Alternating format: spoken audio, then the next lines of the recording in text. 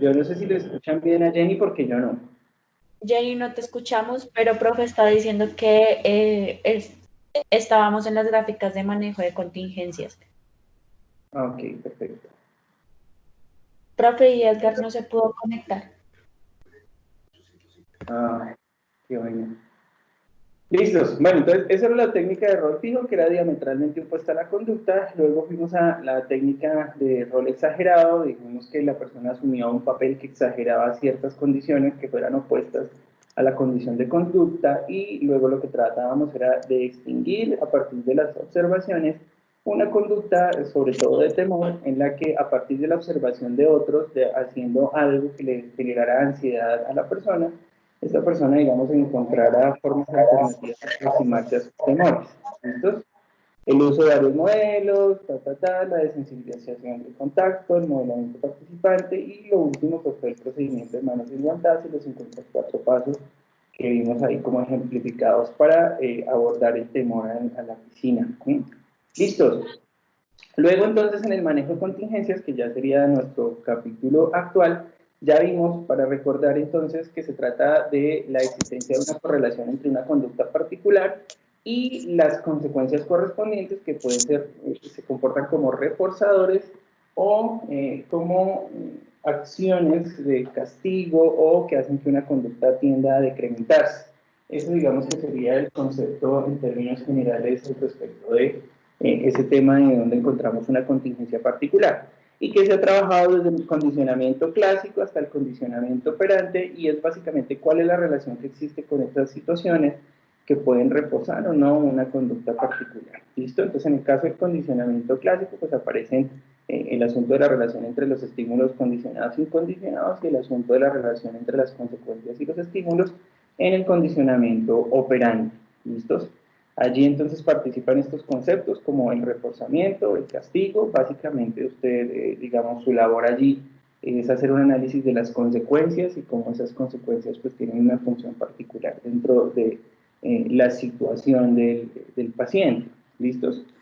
Bien, sobre eso entonces hay que evaluar pues, cuál es la forma adecuada en la que se presenta una situación de refuerzo de una conducta, cuál es el tiempo en el que se presenta una situación de refuerzo o castigo buscando el decremento de una conducta particular. Entonces, a ese juego básicamente le llamamos como el manejo de la contingencia, es decir, tratar de ubicar en forma adecuada dónde se encuentran esos elementos que hacen parte de lo que hace que una conducta se mantenga o no. Entonces, nótese lo importante que es hacer una evaluación muy juiciosa de cuáles son los elementos relacionados con la aparición de una conducta y luego ver cuáles son los elementos relacionados con el mantenimiento de la conducta. Ya vamos a ver entonces cuando arranquemos de nuevo el asunto de las gráficas, que esto se vuelve especialmente importante para poder hacer el registro de lo que hemos estado haciendo dentro del proceso terapéutico y cómo ese análisis muy juicioso, cuando se hace bien hecho, pues tiene unos efectos positivos. ¿Listos? Bien, entonces aquí aparece como una secuencia que usted, digamos que por supuesto la puede utilizar dentro de su proceso de consulta y es primero identificar cuáles son las conductas que se supone que van a ser objeto de cambio, esto si son conductas. Hay una pregunta que me hicieron el jueves que es bastante interesante, ¿y qué pasa con las emociones y qué pasa con eso? Entonces recuerde que al principio hicimos unas tablitas que yo les decía, usted puede hacer un registro conductual. Aquí, si es que usted considera que se trata de un solo asunto conductual o si usted considera que necesita tener registro de lo que la persona piensa y siente, pues también es posible llevar ese tipo de registros allí, no solamente remitidos a la conducta. ¿Qué es lo importante allí? Que exista un registro de la frecuencia, ¿cierto? Y ese registro de la frecuencia es particularmente importante para medirlo en lo que dice abajo, que es la línea base, porque yo necesito un punto de referencia para poder poner a prueba mi técnica, ¿cierto? O sea, necesito saber cuál es el punto exacto en el que se encontraba la conducta. Eso de exacto es discutible porque no en todos los casos es posible, digamos, hacer un rastreo exacto. Por eso en psicología hacemos uso de la estadística, no la matemática, ya que la psicología dentro de las ciencias sociales pues no es una ciencia exacta, ¿cierto? Sí, lo que trabajamos es con la estadística que nos ofrece además un margen de error. Digamos que esa es la forma en la que comprendemos nosotros la estadística para lo que hacemos. y es la existencia de un margen de error que nos permite la estadística. Usted recordará por ahí en sus clases de estadística eso. Y es, digamos, por eso es que esa sería nuestra estrategia particular. ¿Listo? Bien. Luego de evaluar qué es lo que lo refuerza y si existe o no. Bueno, esto también es muy importante, establecer si se trata de presencia o de ausencia de conductas apropiadas e inapropiadas. A veces es posible que se trate de una situación en la que la persona, el sujeto, el niño, no tiene entre su repertorio conductual la conducta que se espera que emita. Entonces, si yo identifico que ese es uno de los factores, tendré que hacer una actividad en la que yo hago un proceso de aprendizaje, ¿cierto? O de enseñanza-aprendizaje de la conducta que necesito que desarrolle el niño, y además hago un procedimiento a través de ese manejo de contingencias en que reemplazo esa conducta por la que es la conducta objeto. Por ejemplo, si es que el niño se comporta de una forma agresiva porque no puede comunicar en forma eficiente, entonces es posible que yo necesite revisar si es que él no tiene la competencia verbal para expresar lo que dice, entonces es posible que tengan que arrancar por allí para, antes de poder pensar en reemplazar la conducta de agresión por una conducta verbal. ¿No? Listos. Y entonces la línea base, que es el establecimiento de las frecuencias particulares con las que ocurre una situación, un evento, una conducta particular, es esa medición que dijimos que tiene, digamos, algunas características. Lo que sucede es que para hacer esa medición, pues tenemos algunas consideraciones que hacen parte de lo que ustedes ya deben estar haciendo, o observando o analizarán en la cátedra de modelos de investigación. Y son esos factores que están relacionados con la validez de lo que se mide, ¿cierto? Recuerde que la validez es el grado en que usted tiene una confianza de que su instrumento mide lo que pretende medir. La validez es el grado en que usted confía en que el instrumento que está utilizando mide lo que pretende medir. En investigación es el grado en el que usted puede estar seguro de que su investigación demuestra lo que pretende demostrar y no otra cosa. Entonces, en este caso, ese proceso de establecer la línea base tiene varias críticas al respecto de la validez, usted las debe considerar. En este momento no estoy viendo manitos, si usted tiene dudas, pues entonces ahí sí como que interrumpa un poquito porque no sé. De tal suerte que aquí las primeras consideraciones al respecto que nos hacen a nosotros, porque se supone que nosotros somos, digamos, una actividad muy cercana a la ciencia. Entonces nos van a decir, uy, sí, cómo no, si en la línea base usted le entrega un registro a la persona y la persona lo hace en forma subjetiva. Entonces aquí hay unas observaciones para eso. La primera es que puede ser que el propio sujeto no necesariamente sea el más objetivo para registrar su propia conducta, porque tenga vergüenza, porque, digamos, está falseando la información de forma consciente o inconsciente, considera que una conducta no es relevante y otra sí, entonces ese será, digamos, uno de los principales factores que afectan la validez de una línea base. Es decir, que en todo caso usted no tendrá la seguridad del 100% de que una conducta ocurre de la forma en que la están describiendo. Por eso es tan importante, digamos, que el instrumento sea lo suficientemente preciso para que la persona identifique cuándo sí y cuándo no existe el registro de una conducta particular. Porque si se deja como al manejo subjetivo de la persona, pues entonces ahí nos vamos a perder cierta calidad de la información. ¿Listos? Bien, entonces, si lo hace la propia persona, esa será, digamos, uno de los elementos que están en contra de esa objetividad de la línea base. Normalmente cuando se trata de niños, entonces usualmente son los familiares, los papás, los profesores, las personas que están alrededor y que usualmente son las que emiten, digamos, la alerta de que algo está sucediendo con los niños, usualmente son ellos también los que registran las conductas. Entonces usted le entrega un instrumento a docentes o a los niños, o a los padres, perdón, o a las personas alrededor del núcleo de ese niño, y puede ser entonces que alguno de ellos me emita juicios parciales, sobre todo cuando solamente hago el registro desde un punto de vista, desde una sola fuente de información. Por ejemplo, los padres. Igual se considera que existe parcialidad a la hora de registrar una conducta particular. De pronto usted pensará dentro de sus experiencias que de hecho hay padres que piensan que ciertas conductas agresivas o de grosería de sus niños son normales y no hay que ponerles cuidado, por ejemplo, ¿cierto? No, eso es normal para la edad. Cuando yo era así, yo era igualito. Entonces, ese tipo de parcialidad dentro del registro de la información también constituye una falta a la objetividad del instrumento. Lo que quiero decir con esto es que si usted identifica una situación de riesgo cuando va a establecer una línea base, ¿de riesgo qué? de riesgo sobre la calidad de los datos que va a obtener, pues corresponde como a su habilidad de establecer mecanismos que le permitan aumentar la validez de ese instrumento y también la confiabilidad. Es decir, por ejemplo, que si yo identifico que si uso una sola fuente de registro, esto me va a causar fallas en el proceso de análisis de la conducta, entonces por lo menos utilizar 2 o 3 fuentes de registro diferentes. Es el caso, por ejemplo, con los niños, pues si necesito hacer un registro de la conducta, entonces es posible que tenga que registrar tanto el comportamiento en la casa como el comportamiento en el colegio, porque puedo tener conductas que están diferenciadas por el contexto, por ejemplo, ¿cierto? Entonces, una cosa es que le entregue registro a los papás, otra cosa es que le entregue registro a los estudiantes, porque identifico que ahí puede existir una falla. Si es que son los abuelos o los padres los que generan el registro, ahí puedo tener también un factor de error. ¿Listos? Entonces, ¿qué hacemos? Aquí hay una situación particular. Nosotros utilizamos ya dentro de nuestra disciplina, como decía ahorita, la estadística, para tratar de asegurar los datos relacionados con una conducta en este caso. Y utilizamos gráficos, utilizamos métodos de análisis estadísticos, univariados, bivariados, multivariados, utilizamos estadística descriptiva, analítica, relacional, todo eso que ustedes han visto, digamos, dentro del proceso, porque necesitamos hacer que ese análisis de la información sea lo más objetiva posible. Pero resulta que los padres no necesariamente están entrenados ni en hacer tablas de registro, ni en hacer gráficos, ¿sí? Entonces, casi que a veces hace parte del proceso que usted le indique a la persona, se haga psicoeducación con ellos de cómo hacer ese registro, de cómo diligenciar una tabla, de cómo hacer una gráfica, y de pronto dentro del proceso usted indicarle un poco cómo se hace, no necesariamente para que él lo haga, pero sí para que él entienda y vea gráficamente, si es que no entiende las tablas o los números, pero que vea gráficamente cuál es el comportamiento de una conducta particular. Esto porque podría ser esencialmente motivante, sobre todo cuando tenemos un comportamiento positivo de la intervención que estamos realizando, que el paciente pues vea que la conducta decrementa o incrementa de acuerdo a lo que hayamos revisado. ¿Listos?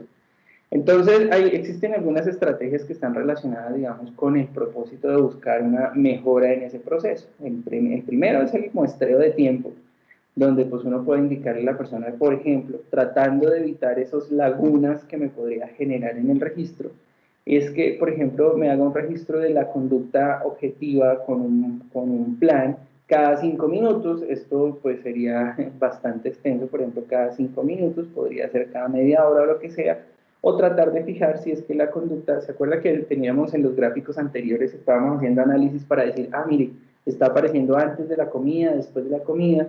Si es que fijamos un margen particular, le decimos, listo, entonces entre 1 de la tarde y 3 de la tarde, cada 10 minutos, registre si el niño emite o no emite la conducta dentro de ese tiempo. Entonces, cada 10 minutos usted coja el registro y diga, ¿hizo pataletas dentro de estos 10 minutos? ¿Sí o no? ¿Sí o no? Cada 5 minutos. Esto es para tratar de regular, por ejemplo, los tiempos en los que se hacen las mediciones y no dejarlo en forma libre, porque eso nos puede, digamos, generar pérdidas de información. Pero en este caso, entonces, sería bastante extenso si simplemente le decimos durante todo un día, cada 5 minutos registre. Sería absurdo, ¿cierto? Porque son 24 horas y cada 5 minutos es una cosa absurda. Entonces, en esos casos, hacemos como el tema de las observaciones situacionales. Bajo ciertas situaciones donde yo ya identifiqué previamente que se presenta la conducta, vamos a hacer el registro y vamos a ver si es en el colegio, vamos a ver si es en la casa, vamos a ver si es cada media hora, antes de almuerzo, después de almuerzo, y hacemos ese reporte de observación. ¿Listos? Ese reporte de observación directo de espécimen, ya decíamos que es la propia persona la que hace ese registro, y que a veces necesitamos que se haga uso de observación de observadores que están capacitados para poderlo hacer. Es decir, no todo el mundo necesariamente identifica cuál es la conducta que estamos buscando dentro de la intervención terapéutica. Entonces necesitamos capacitar a personas para que lo puedan hacer. Entonces normalmente nosotros ya en la realidad utilizamos como la capacitación a los familiares, a las personas más cercanas, porque si se va a hacer de forma más rigurosa y profesional, esto requiere recursos, requiere costos de capacitación, de decirle a la gente qué es lo que hay que registrar, etcétera. ¿Listos? Bien, entonces lo primero, digamos, que habría que hacer es designar qué es lo que se va a registrar, bajo qué circunstancias o situaciones, y luego capacitar a los observadores. En ese entrenamiento, básicamente, pues tendrán que manejarse estos elementos, que son los eventos conductuales que se irían a observar, cuáles son las unidades en tiempo, por ejemplo, que vamos en tiempo, en frecuencia, en cantidad, etcétera, que vamos a manejar y cuáles son las consecuencias, digamos que esos serían los tres elementos básicos de esos tipos de registros. Y entonces hablábamos de este que es un ejemplo que teníamos por ahí y que tiene varios elementos dentro de su composición, que es una frecuencia en términos de días, unas, digamos, duraciones de las pataletas, y les compartía el día jueves a los chicos, a sus compañeros, que a veces pasamos por alto la evaluación de la duración, y que es especialmente representativa, porque usted podría encontrarse comportamientos, por ejemplo, como estos, en los que la frecuencia puede ser no muy alta, es decir, es solo una sola pataleta, pero que dura 4 horas, por ejemplo. Entonces, si solamente miro la frecuencia, ¿cuántas pataletas hace? Pues una. Entonces usted dirá, no, pues, ¿cierto? No es mucho, ¿sí? Pero si estas fueran horas, por decirlo de esta manera, entonces es una al día, pero una que dura 4 horas, una que dura 5 horas, una que dura 6 horas, etcétera, etcétera, etcétera. ¿Ah? Entonces, hacer una medición compuesta, digamos como sería en este caso, de dos elementos básicos que necesitaría para el registro, como la frecuencia y la duración, sería una cuestión que usted considera dentro de su proceso, que es importante o no importante. Ahora, lo otro que es palmario dentro de ese registro es la respuesta, que es lo que constituirá la consecuencia que yo vaya a identificar, que hace que la conducta se mantenga o no. Y ahí es donde empezamos a hacer un análisis de contingencia. Es decir, vamos a mirar si esta respuesta, ¿sí?, aumenta o decrementa la conducta, y si es contingente, ¿sí?, si está lo suficientemente cercana a la conducta para que surta un efecto particular. Entonces, a veces encontramos que los padres, por ejemplo, refuerzan la conducta, pero demasiado tarde. Le dan objetivos al niño, pero a demasiado largo plazo. Por ejemplo, que cuando pase el año, ¿cierto?, le van a dar un premio particular, pero pues un año en 365 días es posible que esa meta sea demasiado larga. Entonces él me va a decir, pero si yo le ofrecí un premio por esto, ¿cierto? Entonces aquí yo hago ese análisis de contingencias y decir, claro, lo que pasa es que si es enero, usted le está prometiendo, digamos, un premio en diciembre, no es eficiente porque va a pasar demasiado tiempo y él incluso podría entrar en desmotivación o lo que sea y no le interesa, no percibe que realmente exista una cercanía particular con ese refuerzo, y entonces ahí es donde tenemos que manipular esa contingencia para mirar o poner refuerzos adicionales, poner categorías intermedias para que el niño sí tenga sensación de logro, porque en ningún programa de refuerzo, digamos que es lo suficientemente eficiente si el niño no tiene sensación de logro, sobre todo, o el niño o la persona. Recuerdan que yo siempre hago énfasis con el tema infantil, pero por ejemplo, si usted le prometen algo pues a demasiado largo plazo, pues ya es muy difícil que usted perciba que tenga, digamos, una ganancia particular. De hecho, en las empresas se puede trabajar así, un sistema de puntos, y se trabaja también un sistema de refuerzos a través de bonos adicionales, a través de reconocimientos, a propósito que ayer hicieron el día del profesor en la universidad virtual, ¿cierto? Entonces hicieron unos reconocimientos o lo que sea, es decir, mantener a la persona conectada con el objetivo sería parte importante, pero si el sujeto no tiene sensación de logro, ahí voy a tener una pérdida importante de motivación dentro del proceso. O sea que yo debo, en mi manipulación de las contingencias, verificar que la tarea no sea tan compleja en forma inmediata, ¿cierto? Que no sea tan a largo plazo y que los reforzadores no estén tan lejanos en términos del tiempo, de acuerdo a cada uno de los casos. Entonces yo tendré que hacer una dosificación llevando a la persona hacia la conducta. ¿Listos? Entonces aquí vemos un ejemplo de eso en el que, pues, cuáles son las respuestas asociadas a las conductas, y vamos a ver que existen varios tipos de respuesta. Aquí uno podría, digamos, tratar de identificar que a partir del registro número 3, del día número 3, podía hacer como algo, ¿cierto?, que es ignorar la conducta, se ignoró al máximo, pero notamos que además hubo un pico ahí en el día 2, donde una de esas pataletas pues duró mucho más, se ignoró, pero igual se le dio lo que la persona estaba pidiendo. O sea, que se trató de implementar algo que es ignorar la conducta, pero la conducta finalmente obtuvo una recompensa porque dice, igual se le dio lo que estaba pidiendo. Entonces yo puedo pensar que la conducta está siendo mantenida porque a pesar del esfuerzo de los papás, digamos, esto es una pataleta, de ignorar la conducta, finalmente ceden y pues hacen que, pum, pum, la conducta tenga un mantenimiento en el tiempo, ¿listo? Otras conductas como esta, que la persona podría pensar que emitir palabras como estas, cállese, pero igual no se cayó, podría estar considerado para el paciente, y usualmente es así, lo castigué, lo regañé, le dije, ¿cierto? Y ni aún así. Entonces, dentro de ese análisis de contingencia, usted tendrá que revisar si es que ese aparente regaño realmente lo que está haciendo es reforzar la conducta, ¿cierto? Yo me he encontrado con casos de consultas bastante interesantes de que niños que me los llevan por agresión, ¿cierto? Porque son agresivos, los niños, a eso me refiero.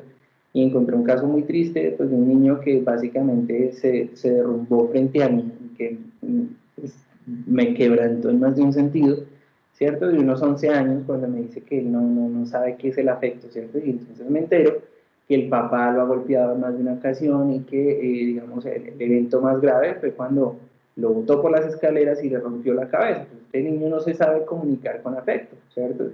La mamá preocupada, entonces, que por qué el niño se comunica de esa forma en el colegio. Entonces uno va a mirar a ver qué es lo que está sucediendo. Pero resulta que dentro del proceso el niño aprendió que eso era una forma, digamos, habitual de comunicarse, ¿cierto?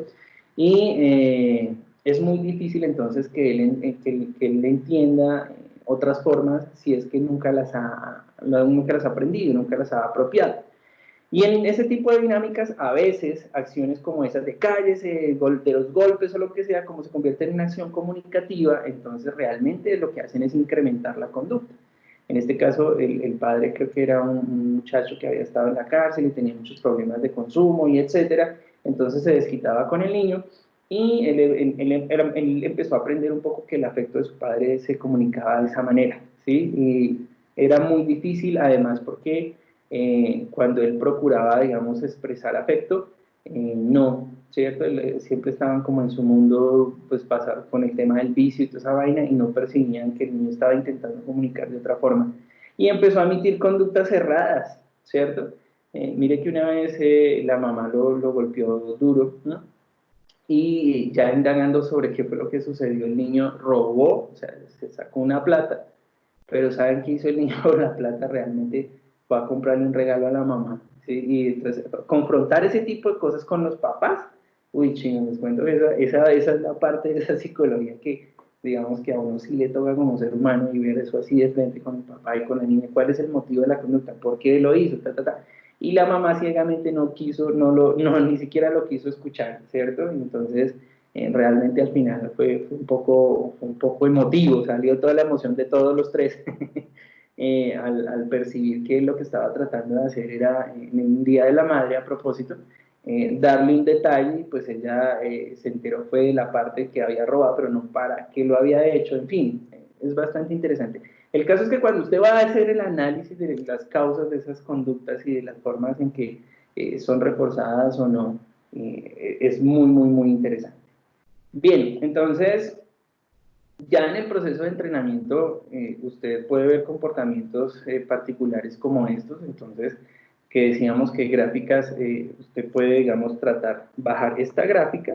De hecho, en investigación usted lo hace así, ¿no? Entonces, usted hace una tabla de frecuencias, se llama esto, y esa tabla de frecuencias usted la estima gráficamente, usted hace una observación de lo que ha estado sucediendo en términos comportamentales. Esta observación es bastante corta, esto creo que la habíamos traído de las clases anteriores, en la que se hace un proceso de entrenamiento y se deduce que existe, digamos, un decremento de la frecuencia.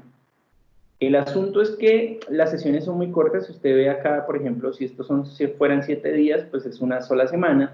Si estas son 7 semanas, es posible que exista más de una conducta que no se haya medido entre semana y semana. Es decir, si mido una sola vez en una semana, tendré que tomar decisiones como cuál día mido, entre lunes y domingo, a qué horas. Entonces sería mucha información la que se queda por fuera. Uno pensaría entonces que estos son días, ¿no? Pero pues eso también nos puede llevar a tomar decisiones, digamos, no muy adecuadas. Entonces creo que habíamos llegado aquí para decir que esta sección particular que se encuentra aquí, ¿qué era?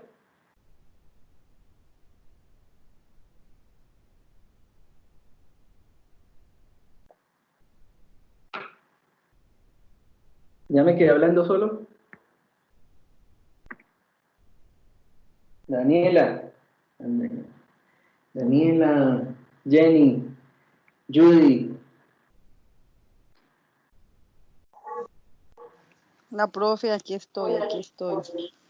Por eso, ¿qué era esta sección de aquí, en rojo? ¿Recuerda? Profe, es que no me sale la presentación.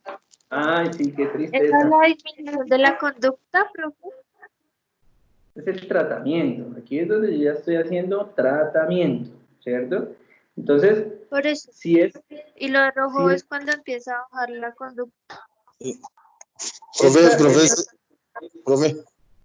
Hola, Edgar. Hola, profe. Ahí sería como la disminución de la conducta de acuerdo al tratamiento que usted está haciendo. Sí, póngale cuidado. Yo tengo aquí una descripción de la conducta y, por ejemplo, si estas son unas frecuencias, aquí estoy diciendo que la conducta apareció 6 veces, 4 veces, 6 veces, luego una vez, luego otra vez 6, ¿cierto? Entonces, dentro de ese registro, yo lo que estoy diciendo es que en algún momento yo empecé la intervención. Aquí lo que estoy diciendo es que a partir de digamos, del día 7 se empezó a aplicar la intervención. O sea que tomé como punto de observación 1, 2, 3, 4, 5, 6 días. El día 7 ya intervení, ¿sí? Entonces lo que aparece en la sección roja es el proceso de intervención. ¿Cuál es el comportamiento de la conducta durante el proceso de intervención? Eso es lo que se está registrando acá. Entonces, esta sección justamente es esta misma que estábamos viendo acá, ¿cierto? Es exactamente la misma, solamente que en esta gráfica pues está ampliada esta sección, que mire que empieza en 1 y termina en 1, y aquí está, digamos, regularizada esta sección que empieza en 1 y termina en 1. Esta es la sección del entrenamiento o del tratamiento.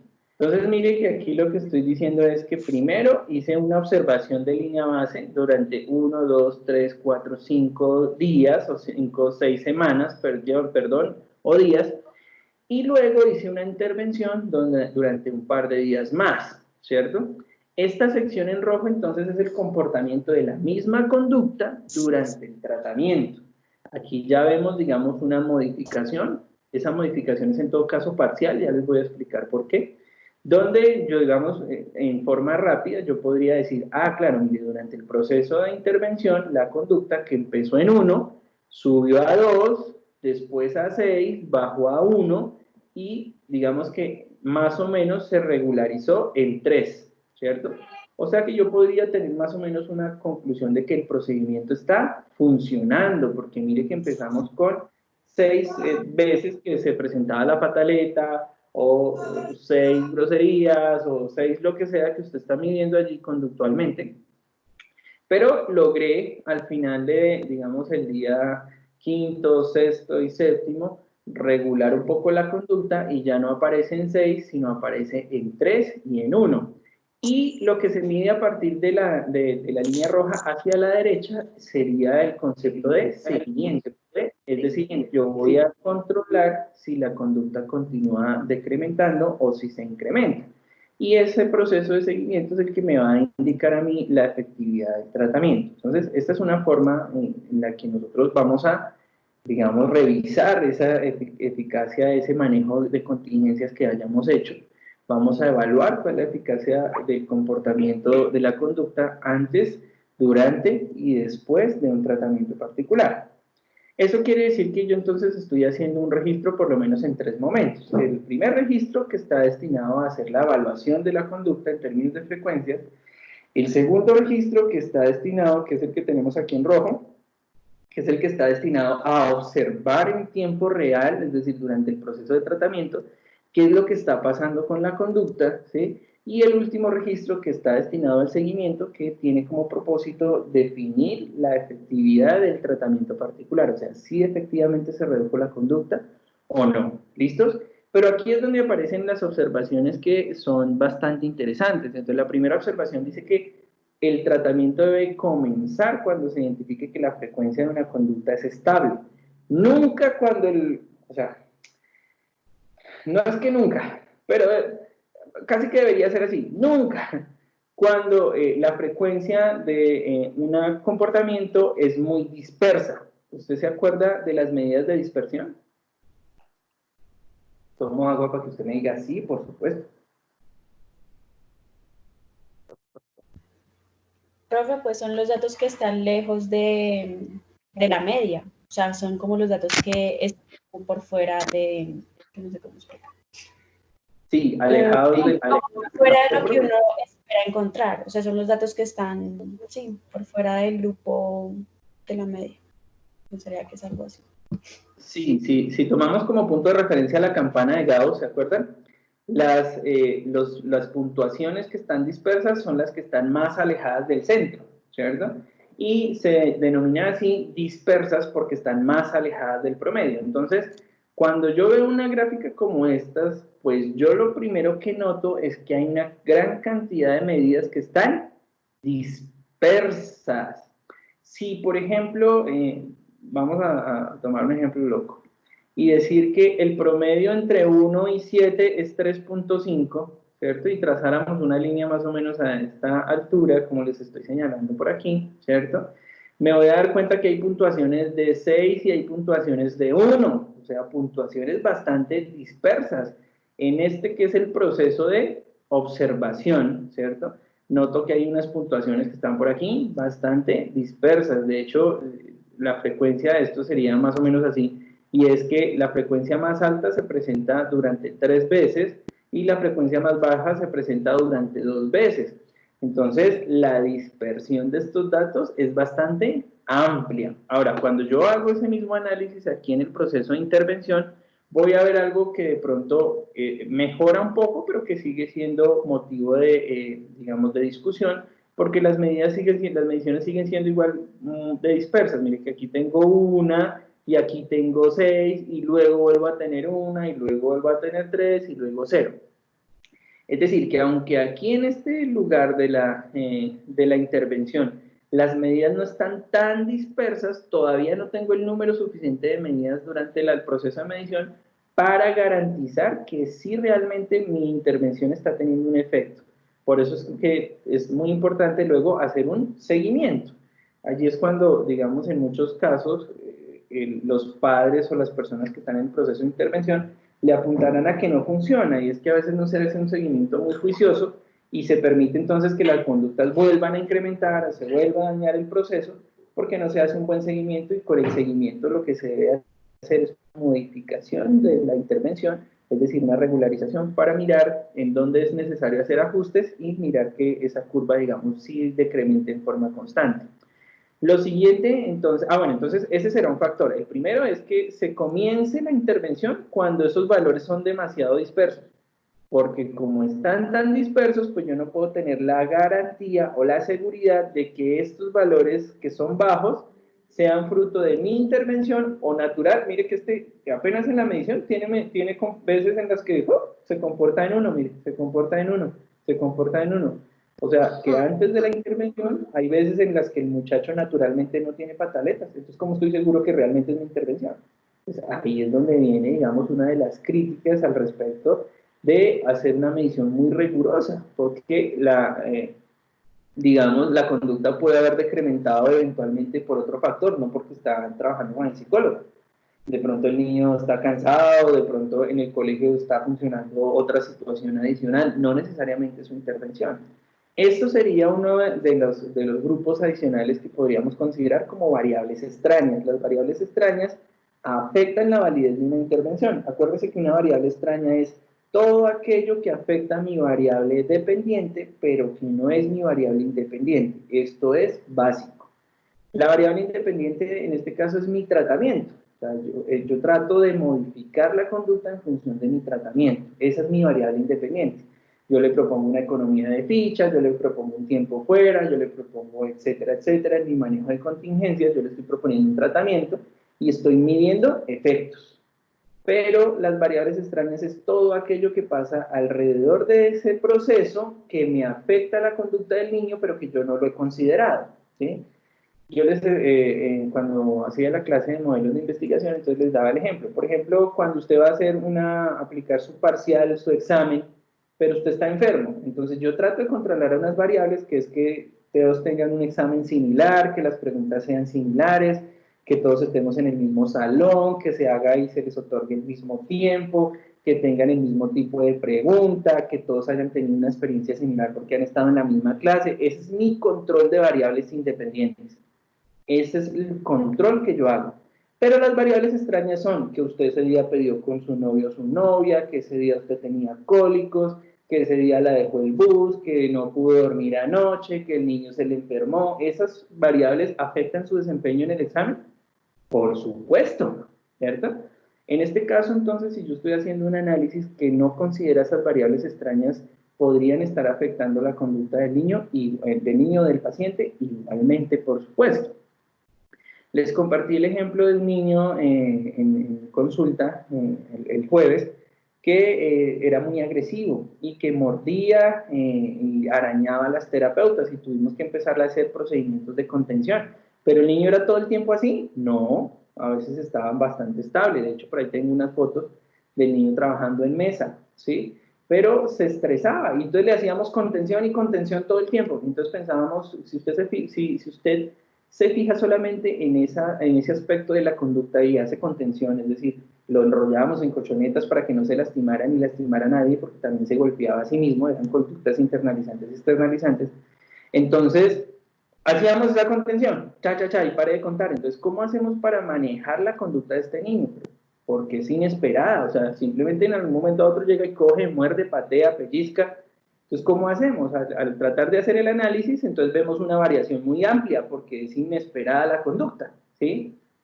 ¿Qué pasó ahí? Yo, dentro de mi experiencia les digo, o sea, no es perfecta, yo no sé qué profe les dice a ustedes que su experiencia es perfecta, pero descubrí que pasamos por alto una variable extraña y es que el niño tenía reflujo gastroesofágico y tenía gastritis no me acuerdo, úlceras, ¿cierto?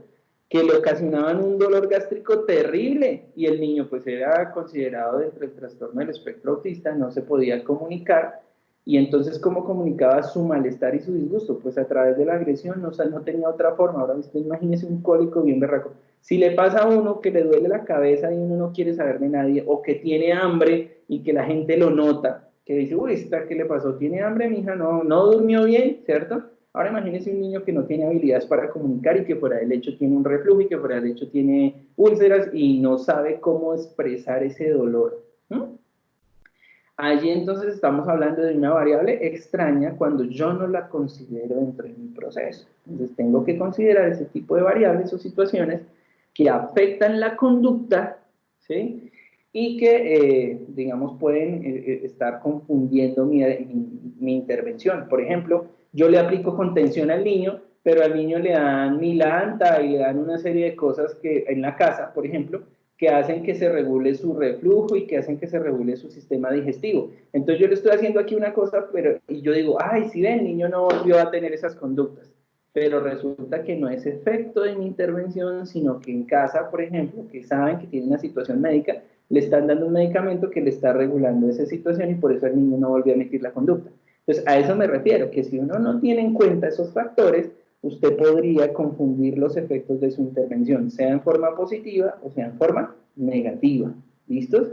Entonces hay que ser lo más juicioso siempre con respecto a los antecedentes y el análisis de las variables para que usted, digamos, las considere dentro de su proceso. ¿Listos?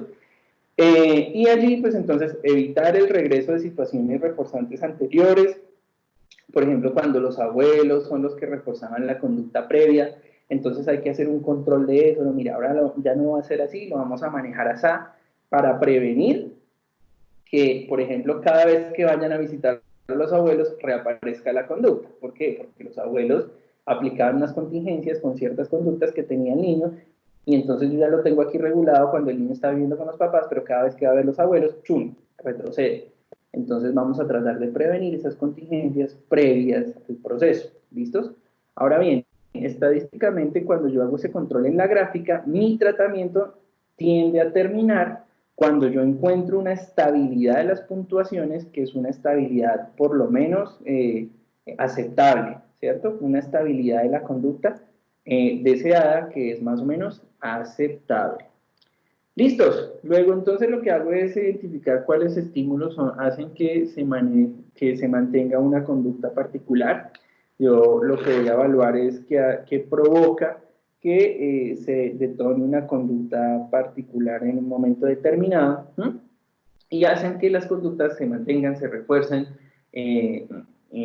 digamos, permanezcan en el tiempo, ¿sí? Y a veces no es tan fácil encontrar ese tipo de situaciones. Entonces la indicación principal es que usted se trate de dirigir a los últimos episodios que hayan acontecido en la conducta. Algo similar en la evaluación que hacemos por competencias en las entrevistas es no permitir que la persona fantasee, sino la última vez que esto le sucedió, cuénteme qué estaba pasando. La última vez que el niño hizo la pataleta, cuénteme qué fue lo que sucedió. La última vez que tuvo una discusión, cuénteme qué fue lo que sucedió. Es decir, yo me remito a la historia del propio paciente para que él me indique qué fue lo que sucedió en un momento particular y cuáles fueron los elementos asociados a la situación ocurrida para identificar pues, qué fue lo que sucedió. Y a partir de ahí, pues, evaluar cuáles son las contingencias alrededor de la situación que la persona haya estado viviendo y a partir de esas contingencias alrededor de la situación que la persona estaba viviendo, pues evaluar qué es lo que hace que la conducta realmente se refuerce o no se refuerce y ya, ¿listos? Por ejemplo, en algunos casos decíamos como en discusiones de pareja que podrían suceder porque alguno de los dos, sobre todo el hombre, o en muchos casos el hombre, por ejemplo, hace compromisos que no cumple, ¿sí? Y entonces, este sería el caso de una persona que de pronto consulta porque ha tenido muchas dificultades o porque tiene dificultades para cumplirle a su pareja lo que promete de arreglar algo el fin de semana, de hacer algo el fin de semana en forma particular, y entrar a analizar pues cuáles son las situaciones que están haciendo que, digamos, prefiera olvidar o prefiera discutir o prefiera no hacer, ¿sí? lo que se compromete en lugar de hacerlo. Entonces, dentro de ese proceso de evaluación podríamos descubrir muchas cosas. Por ejemplo, que su pareja amenaza con hacer cosas que finalmente no cumple o se molesta, pero luego se relaja. Entonces, es posible que dentro de esas acciones esta persona no sienta realmente una consecuencia, sino que, digamos, siente que finalmente pues no pasa nada e incluso a veces se refuerzan. Hay muchos casos en los que, por ejemplo, la persona descubre como una reacción incluso histérica o lo que sea, pero al cabo de un tiempo pues simplemente le llevan la comida a la cama o lo que sea, entonces no tiene una consecuencia legítima de su acción y es posible que eso sea lo que esté haciendo que exista como una gratificación particular. Mire que incluso yo he tenido personas en consulta que a veces piensan que lo divertido de la discusión en pareja, ¿cierto?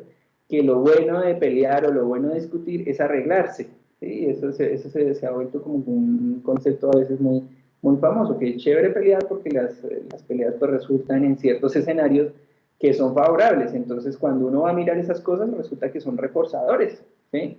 Claro, porque finalmente la conducta de discusión, y hay muchas ocasiones en las que ustedes pueden encontrar eso en ciertas parejas, que tienen unos ciclos comportamentales bastante extraños, por ejemplo, llegan a golpearse y todo, y después terminan en la cama.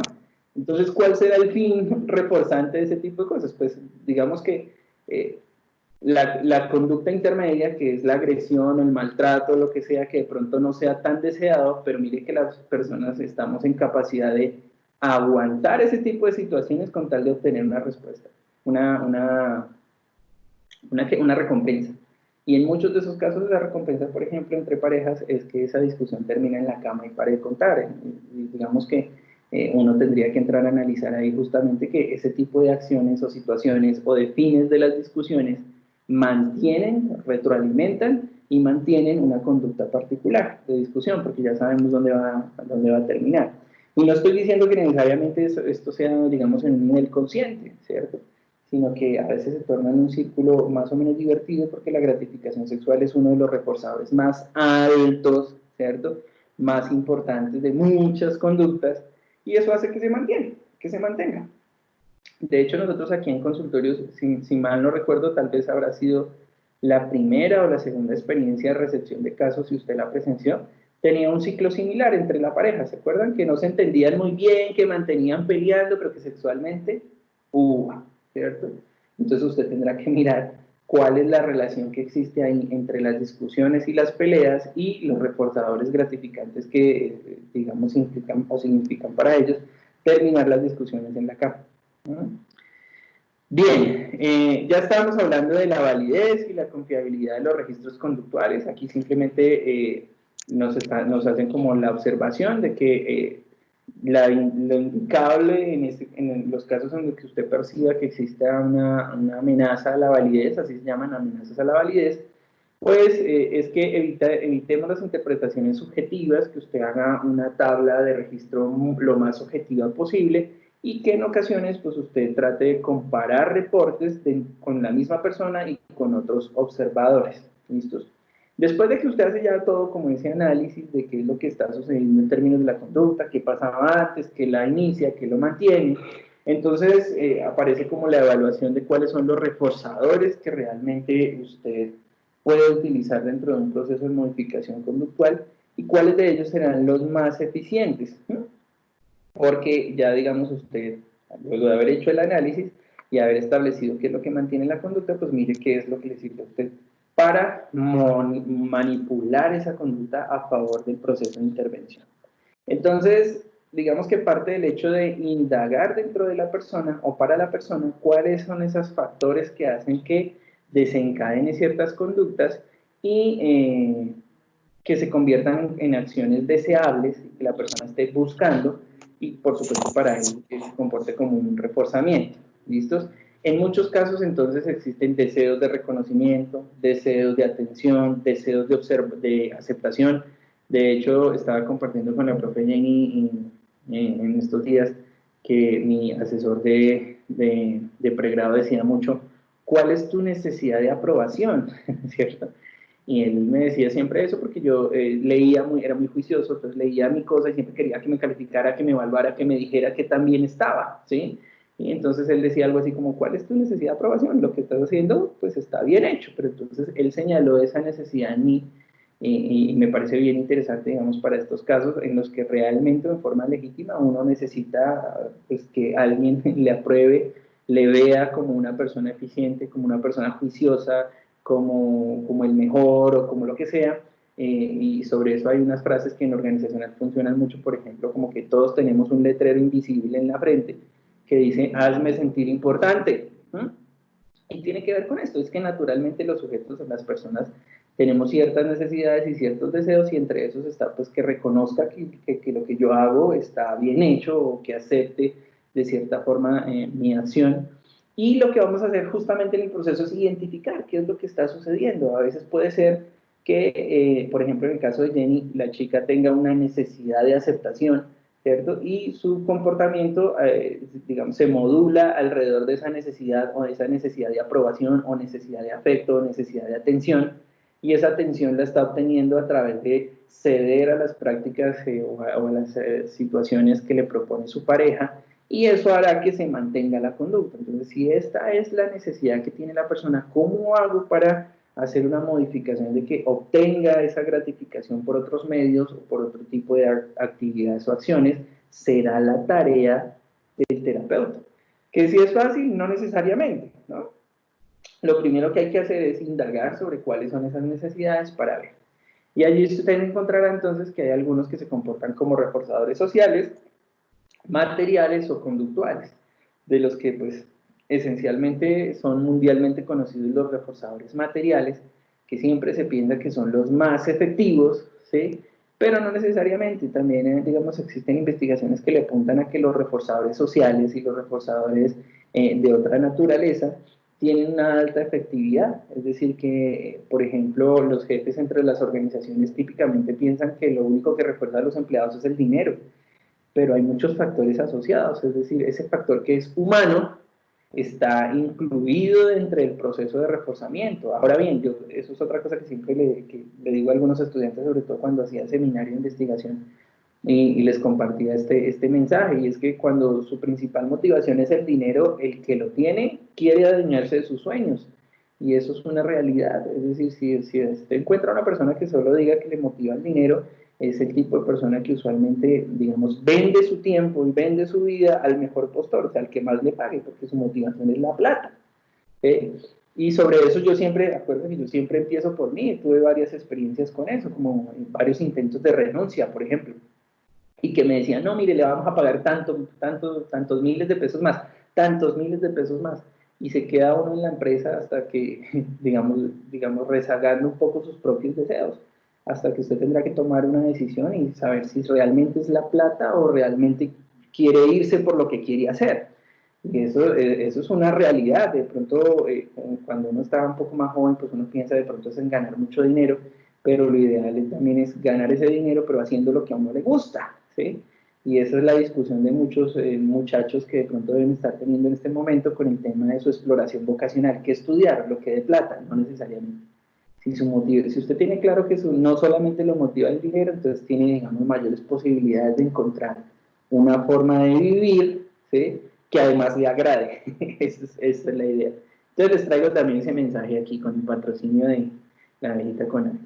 Listos. Entonces, cuando hacemos esa evaluación de reforzadores efectivos, nos vamos a encontrar más de una situación. Entonces resulta que no solamente es la acción, ¿sí?, o la situación la que refuerza una conducta, sino algo que aparece ahí que es muy importante y está en el primer renglón. ¿Qué es eso?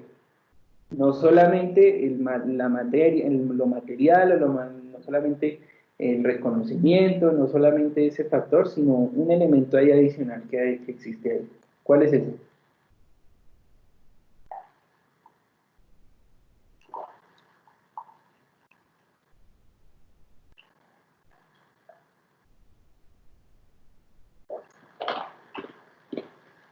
Por ejemplo, puede ser que a mí me refuerce mucho los abrazos. Yo soy una persona, digamos, que muy afectiva. Me gusta abrazar, me gusta el contacto con las personas.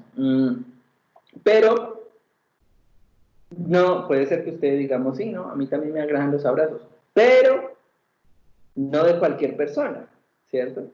Pero no de todo el mundo, no de, no sé, ahorita que usted se suba al transporte público o lo que sea, y no, pues no, pues me gustan los abrazos, pero no que el conductor del bus me abrace, ¿sí? No que el señor del Transmilenio me coja y me abrace, ¿no? Entonces, ese factor que aparece ahí, mis queridos mudos, es el de el mediador, ¿cierto? Es decir, que dentro de la ecuación me aparece además un ingrediente adicional, y es que no es lo mismo que yo esté necesitando una aprobación de cualquier persona a que me interese particularmente que me apruebe mi pareja, a que me interese particularmente que me apruebe mi profesor, mi jefe. Entonces, el mediador de ese reforzamiento es un actor clave dentro del proceso.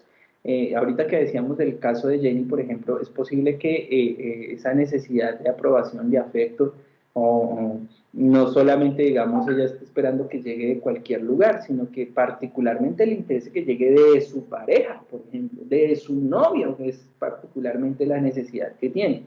Y allí tendremos entonces que hacer unos análisis, digamos, particularizados en el sentido de que identificamos cuáles son los reforzadores y también tenemos que identificar cuáles son los mediadores más adecuados. Mire que les decía yo a los chicos del jueves, a veces usted se siente retado más por un tipo de profesor que por otro, ¿cierto? Entonces, de pronto, si yo soy un profe que no me interesan las notas o lo que sea, pues si yo le pongo un 5, de pronto para usted no sea tan representativo como si el profesor o la profesora más difícil, más tenaz, le pone ese 5, ¿sí o no? Entonces, ese factor de diferencia que le estoy diciendo ahí es que no es lo mismo, puede ser el mismo reforzador, la nota 5, ¿cierto? Pero no tiene el mismo valor si se lo da a la persona que no le da valor a la nota que la persona a la que usted considera que es muy difícil sacarle ese 5. Entonces, mire que la magnitud de ese reforzador es muy diferente. Es decir, una cosas que usted tenga 5 en esta materia donde usted pueda decir, no, pues cualquiera, porque no, igual el profe ni califica o lo que sea. A esta otra donde es una profe, un profe muy riguroso y muy lo que sea, le saca un 5, uy, jue madre, eso sí puede ser que le otorgue digamos, un reconocimiento. Pero ¿de dónde parte este tipo de situaciones? Siempre desde la perspectiva del paciente, es decir, siempre desde la perspectiva de la persona. Para él, ¿qué es más importante obtener? Si es un 5 acá o un 3 allá o qué, o realmente lo que habría que analizar y valdría la pena es eso. De hecho, uno cuando, si lo piensa o lo reflexiona esto académicamente, pues hay gente que se esfuerza, se esmera mucho más en cierto tipo de actividades que otras.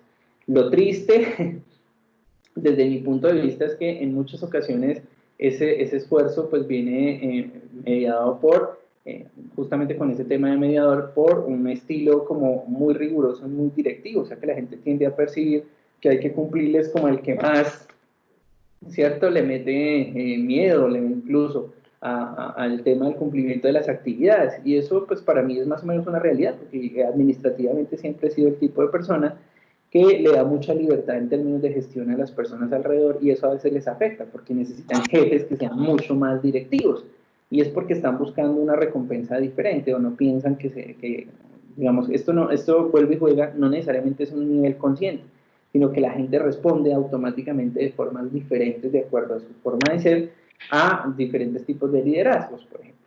Pero bien, entonces ya que dijimos que ese mediador es muy importante, existen ciertas escalas que además usted puede construir, y aquí tenemos ejemplos desde la escala de 34 oraciones incompletas, donde simplemente aparecen oraciones que la persona debe completar para que usted ya en consulta se dé una idea de cuál es el tipo de reforzamiento que está esperando, por ejemplo, el niño de sus padres. Lo que más me gustaría hacer de mi mamá, con mi mamá es ¿qué? ¿Cierto?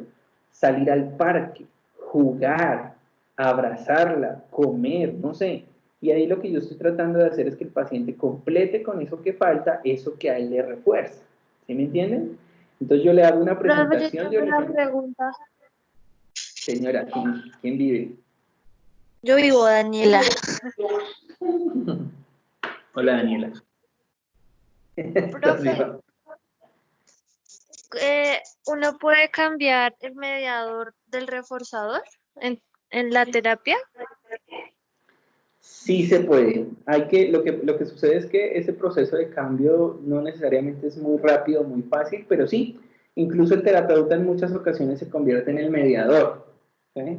Pero claro que el proceso, digamos, pues podría no ser tan fácil, pero depende del tipo de reforzamiento que esté necesitando la persona.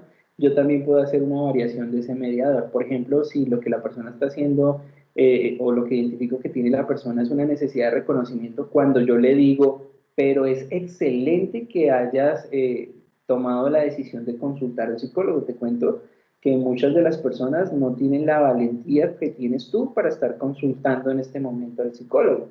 Yo le estoy haciendo un reforzamiento, ¿cierto?, de una conducta y le estoy llenando, por decirlo así, una necesidad que tiene la persona y es de reconocimiento. O sea que como terapeuta puedo asumir un poco el rol de la mediación cuando le doy ese tipo de reconocimiento y la persona entonces encuentra en mí un mediador que le refuerza su conducta. De hecho, pensaría yo que esto hace parte esencial del proceso del rapport, del establecimiento de una relación terapéutica eficiente. Reforzar la conducta del paciente de venir a mi sesión hará parte esencial del proceso. Yo no sé si ustedes recuerdan cuando hice, por ejemplo, de algunas recepciones de casos, yo les decía o les señalaba lo importante que es estar aquí. Mire que si usted no fuera importante para su abuela, no estaría aquí hablando con nosotros. Ese tipo de cosas son un tipo de reforzamiento encubierto que le estoy haciendo en ese proceso. Yo estoy mediando un poco, a pesar de que el paciente, por ejemplo, su necesidad inicial de reconocimiento sea su pareja u otra persona, pero yo estoy tratando de, digamos, de cierta forma, ocupando un poco ese lugar de mediador, en principio para que la persona se enganche con mi terapia y vuelva, ¿sí? Y en la medida que usted observe que esto es una necesidad, digamos, familiar o lo que sea, usted puede incluso involucrar a otras personas para que, digamos, se modifique un poco ese mediador. Entonces, pensaría que si es posible, parte del hecho de observar cuál es el tipo de reforzamiento y cuál es el mediador que, digamos, tiene ese reforzamiento particular. Por ejemplo, en las conductas anteriores que les decía que creo que fue el primer caso que revisamos en la cámara de GESEL, la 2, del primer piso, Si el reforzador es la conducta sexual, entonces ya no puedo meterme yo como terapeuta, ¿sí? ¿No? Ya está muy difícil. Lo que le refuerza a la señora y al señor ese tipo de conductas es otro tipo de situaciones. Entonces, habrá que modificar o el mediador o el reforzador o manipularlo si es necesario.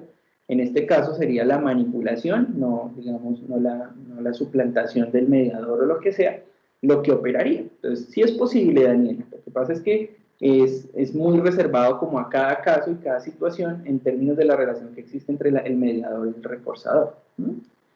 Y entonces, lo primero sería hacer ese análisis con estrategias como esta escala, que realmente es una prueba compuesta, pero usted puede hacer modificaciones dentro de su proceso terapéutico, o sea que usted lo que está tratando de identificar es qué es lo que haría que la conducta se modifique, o sea, ¿tú crees que harías tus tareas quedarían mejor hechas si tu mamá, pum, raya, ¿sí?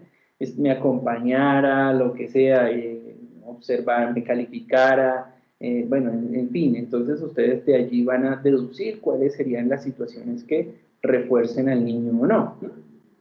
¿Listos? De allí entonces usted puede utilizar ciertos instrumentos que están a su disposición, como elaborar las famosas tablas que estamos hablando allí. Y en esas famosas tablas, pues usted puede identificar cuál es el número de reforzadores asociados a una conducta que usted puede utilizar para modificar y cuál es, digamos, la intensidad o el efecto que tiene cada uno de esos reforzadores sobre la conducta. Esto usted lo puede tratar de establecer en palabras de la propia persona de diferentes formas, como ¿qué tanto te motivaría o qué tanto te gustaría ir al parque este fin de semana? Entre un efecto bajo, moderado o alto, pues él te va a decir, me gustaría muchísimo.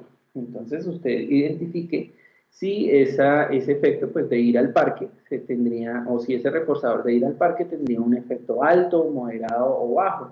¿Y qué tanto te gustaría, qué tanto te gusta ir al centro comercial con tu mamá? Pues no, la verdad no mucho. Entonces usted definir si entonces, ok, ir al centro comercial no lo refuerza de la misma manera como ir al parque. ¿Sí? Y usted va identificando luego de haber hecho ese listadito, pues, cuál es el juego entre los reforzadores, cuáles son los considerados por el paciente como de un efecto bajo, moderado o alto. ¿Para qué? Pues por supuesto porque usted lo que va a procurar es utilizar los reforzadores que tienden a ser moderados o altos. Digamos que la preferencia máxima será que usted elija reforzadores, perdón, con un alto impacto, con una alta eficiencia, ¿cierto? Un alto efecto. Es decir, que si al niño lo motiva más ir al parque que tomarse la sopa, pues usted no le va a decir a la mamá que refuerza una conducta ofreciéndole sopa al niño, ¿cierto? Sino ofreciéndole ir al parque después de emitir ciertas conductas. Entonces, hacer ese análisis de qué es lo que lo refuerza, hacer el análisis de cuál sería la eficacia, es un factor importante. Y mire que aquí abajito tenemos una tablita adicional que me dice, bueno, no es igual de impactante ir al parque solo que ir al parque con el papá. Entonces aquí meto dentro de mi tablita, además, el mediador que la persona considera como de mayor impacto. ¿Listos?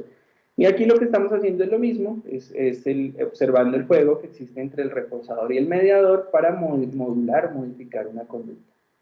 Con respecto a esos reforzadores, pues ya sabemos que existen varias técnicas como para mirar cuáles son esos reforzadores más efectivos. Aquí simplemente tenemos una variación de la escala que vimos antes, que era la de palabras como incompletas, y aquí lo que hacemos es un formulario, lo que vemos es un formulario lleno de una serie de dibujos que a veces son utilizados sobre todo cuando las personas o cuando los niños tienen dificultades de comunicación para señalar qué es lo que a ellos les refuerza. Si están viendo la diapositiva, me parece que no.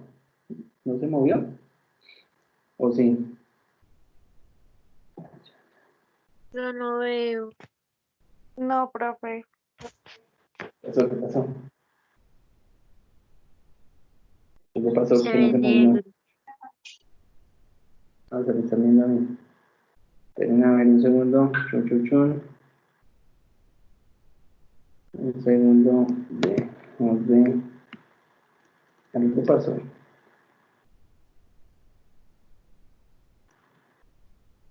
¿Ya? Bueno, entonces, mientras vuelve la señal allí, les voy compartiendo entonces que existen también unas gráficas o el diseño de unos dibujos asociados a una observación particular y pues son utilizados en muchas ocasiones donde existen dificultades relacionadas con... no, me sigue. Listos, ahí. Relacionadas con relacionadas con dificultades de comunicación, ¿no? Entonces se le coloca al niño la gráfica del abrazo, bueno, de hecho creo que hay un video por ahí de una profesora que a la entrada del salón entonces puso justamente unos diseños de esta naturaleza, como de un abrazo, de tocar la mano, de un abrazo, del codo, para identificar de qué forma, y me pareció muy respetuoso, el niño quería ser saludado, ¿no? Entonces el niño simplemente señala o indica, en este caso, el dibujo que corresponde, por ejemplo, al saludo de lo que espera, y en el caso pues, del reforzamiento particular, pues hay una serie de dibujos, digamos, asociados a lo que la persona podría desear, como comidas, como acciones afectivas, y etcétera, etcétera. ¿Listo? Sobre todo cuando, digamos, la persona tiene alguna dificultad de comunicación, pues es muy útil utilizar estrategias como los dibujos para poder identificar, pues, dónde está la acción que la persona le refuerza. ¿No? Listos, sobre eso pues listo, ya sabemos que una vez identificados los reforzadores que aparecen involucrados dentro del proceso de la conducta, lo que hay que hacer es ensayar, o sea, poner a prueba las situaciones y mirar qué es lo que realmente es efectivo para la conducta de un sujeto, señora. ¿Cómo se usan los dibujitos? ¿Cómo es esta de los dibujitos? Sí, ¿cómo los puedo utilizar? Bueno, de hecho, por ejemplo, en las economías de fichas se pueden utilizar. Tú preparas o caritas felices, caritas tristes, dibujos de escenas, dibujos de comidas, dibujos de una serie de situaciones en particular, en las que tú, por ejemplo, jugando con el niño, vas a identificar qué tipo de cosas son las que te gustan. Vamos a hacer un grupo de cosas que te gustaría hacer y que él, manipulando las fichas, pues pueda separarlas de las que no. Y luego, por ejemplo, listo, de estas que más te gustaría hacer, ¿cuáles te gustaría hacer con tu familia? ¿Quién es con tu papá? ¿Quién es con no sé qué? Es decir, que lo que tengo que preparar en este caso serían unas fichas, ¿sí? Con unas escenas y con unos alimentos, con una serie de cosas que tú hayas identificado en el niño o con el paciente que le podrían gustar, con unos juegos, etcétera, ¿sí? Y las separas y tú puedes, digamos, ser un poco creativa con eso, depende de lo que tengas. Si es una dificultad de comunicación, pues primero en la comunicación aumentativa, de todo eso, que es un proceso con la FON también, empieza un proceso de asociación entre la ficha y el elemento. Es un proceso asociativo entre la imagen y la situación, entre, por ejemplo, la ficha de comer y la comida, para que el niño vaya asociando antes de. Si no se trata de eso, pues el proceso no es tan largo, sino que tú te puedes jugar con los niños y haciendo cosas como las que te decía. ¿Cuáles de estas comidas te gustan más? Uy, qué rico sería esto te gustaría comerlo el domingo o no, para identificar si ese tipo de comida le gusta o si ese tipo de acción o situación le gusta y que él pueda manipular las fichas y ir separando y te va preguntando, ¿qué es esto? Pues cuando uno está enfermo, uy, no, esto no me gusta. ¿Qué es esto? No, esto es cubios, no, esto no me gusta. En fin, depende de la categoría que tú estés utilizando. De hecho, en varias sesiones puedes dividirlo así, en categorías. Hoy vamos a trabajar sobre la comida que más te gustaría, listo. Entonces trabajan con las fichas de la comida y que él te vaya diciendo, sí, esto no. Y al final, después de haber trabajado esas categorías, tú tengas, por ejemplo, categorías de reforzadores materiales como comida, alimentación, todo eso, de actividad como juegos, ideas al parque o lo que sea, y tienes varios tipos de reforzadores. Y en las siguientes sesiones puedes trabajar como cuáles te gustaría hacer más con tu papá y el niño te va diciendo. Si lo haces como un juego, por ejemplo, haciendo cajas y que el niño las vaya colocando ahí, esta sería la caja de lo que más te gustaría hacer, esta sería la que no. Y con eso te vas dando una idea al respecto de lo que a él le motiva. Eso, digamos, sería una forma en la aplicación. ¿Que tiene diferentes niveles de dificultad? Sí, están relacionados con eso, pero esencialmente los pictogramas y todas las ayudas visuales de esa naturaleza están destinadas para niños y para personas y niños en condición de discapacidad. Lo que pasa es que cuando median una discapacidad, antes de hacer el proceso siempre tienes que hacer un ejercicio de asociación, o sea, que el niño sobre todo si la discapacidad es cognitiva, ¿no? Si es solamente física no es necesario, pero que el niño haga la asociación entre la ficha y la acción. Ese, digamos, sería el proceso inicial si hay una dificultad cognitiva. Entonces, la ficha de comida con la acción de comer. Entonces, le presentamos la ficha justamente a la hora del desayuno, se la volvemos a presentar a la hora del almuerzo, hasta que le asocien una ficha con la comida. Y así sucesivamente. ¿Listos? Bien, en ese tipo de Gracias, cosas, profe. listo, en ese tipo de cosas también, chicos, media mucho también la creatividad terapéutica, porque hay muchas cosas que, digamos, no están específicamente definidas para cada cosa. Pero, y sobre todo cuando trabaja con niños uno tiene que ser pues mucho más creativo. Esa es una de las cosas que admiro, digamos, de las personas que trabajan con niños. Listo, y luego hacer ensayos con esos reforzadores que pueden ser sociales, materiales o de actividad para mirar o medir cuál es el grado de efectividad que tiene cada uno de ellos. Entonces mira que aquí recapitulamos un poco lo que decíamos ahora. Ves que en las imágenes, o ahorita que pase la diapositiva ya porque está andando como a diferente velocidad, lo que yo digo que la diapositiva. En las imágenes pues vas a poder ver, por ejemplo, que existen imágenes de comida o imágenes asociadas a juegos o una serie de imágenes que sean llamativas, en este caso pues para los niños, para poder revisar. Y que corresponde, digamos, en el caso de lo que estábamos hablando, a una acción física, no solamente, digamos, al asunto material, sino que también pueden corresponder a un asunto físico o a una actividad física. Pero para nadie es un secreto que uno de los principales reforzadores son los temas de la comida. Suelen ser muy eficientes, se utilizan con gran amplitud. Yo los utilicé bastante, incluso con una paciente que tenía unos 35 años, que fue la primera que me arruinó por acá, me rasguñó y todo, con un trastorno autista, pero entonces ese tipo de, a ella le reforzaba mucho la comida, y creo que la inmensa mayoría de trastornos la comida será como el factor de reforzamiento inicial. Entonces la comida es muy común, no se trata de que usted todo el tiempo ande con los bolsillos llenos de dulces o lo que sea, pero depende del tipo de paciente y del tipo de situación con la que usted está trabajando. Usted sabe que el condicionamiento clásico por algo apareció primero, y es que ese factor es esencial dentro del proceso de producción de una conducta.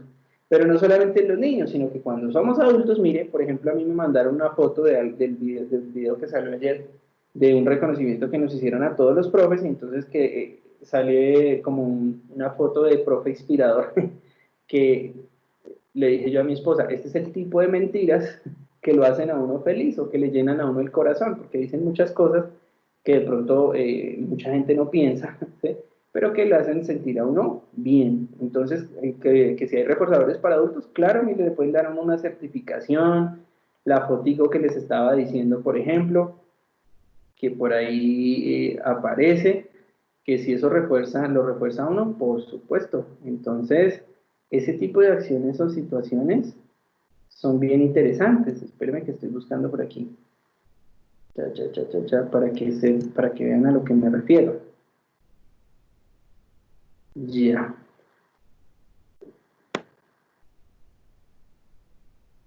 Listo, entonces por ahí aparece la fichita en pantalla o les aparecerá. Entonces en esa fichita, por ejemplo, dicen, hacemos un reconocimiento al profesor que se supone que es inspirador, y entonces aparecen unas palabras. ¿Esas palabras la pueden reforzar a uno? Por supuesto.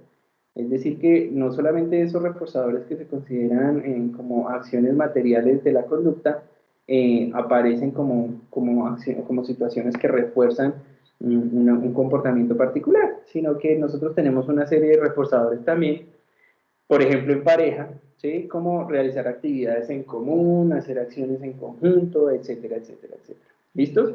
Reforzadores sociales, eso ya lo sabemos, cuando usted trabaja con otras personas, si hay expresiones faciales particulares que refuercen una conducta, si hay premios verbales, si hay ciertas actitudes particulares. Les cuento que en el colegio yo era una persona muy diferente, aprendí a comunicarme a través de mi acción agresiva. En mi época, digamos, esa fue mi forma de interactuar con los demás, pero ahí sí, como dicen, mi vida cambió en una ocasión donde una persona que era más agresiva que yo fue rechazada del grupo de estudiantes cuando estaban haciendo grupos para jugar fútbol y no sé qué, y el tipo jugaba, pero lo que yo escuché de mis compañeros es, no, es que este man es muy problemático y a toda hora peleas y no sé qué, y yo empecé a entender que esa forma de actuar mía pues no era muy positiva, ¿no? Entonces eso que está ahí social sí modela la conducta. Hay momentos en los que de pronto, y sobre todo en los colegios, ser el más peleador, el más berraco, no sé qué, eso tiene una función social y entonces las muchachas lo miran y los tipos lo llaman a uno para todo, siempre que sea para pelear y recochar, pero ya cuando habían cierto tipo de actividades sociales ya no, y yo eso lo percibí, y entonces empecé como a modelar mi conducta de forma diferente. Gracias a Dios. ¿Listos? Y otros reforzadores que son como utilizados comúnmente, digamos que tienen un concepto particular incluso, que es la regla de la abuela, y en este caso, por ejemplo, tiene que ver con actividades o acciones que usted prefiera hacer. ¿Qué te gustaría hacer? Decíamos ahorita. ¿Sí? Jugar, salir al parque, jugar Xbox, jugar Play, jugar ajedrez, que salgamos al parque con el perro. Ese tipo de acciones pueden estar mediadas por una regla, que es la de primero la comida y después salimos, primero la tarea y después vamos, primero hacemos esto y después los otros.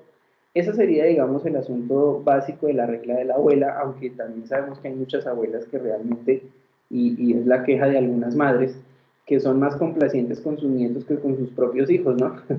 Entonces esta regla de la abuela básicamente estaría constituida por eso, que la persona emita la conducta deseada primero y después viene el reforzamiento. ¿Listos?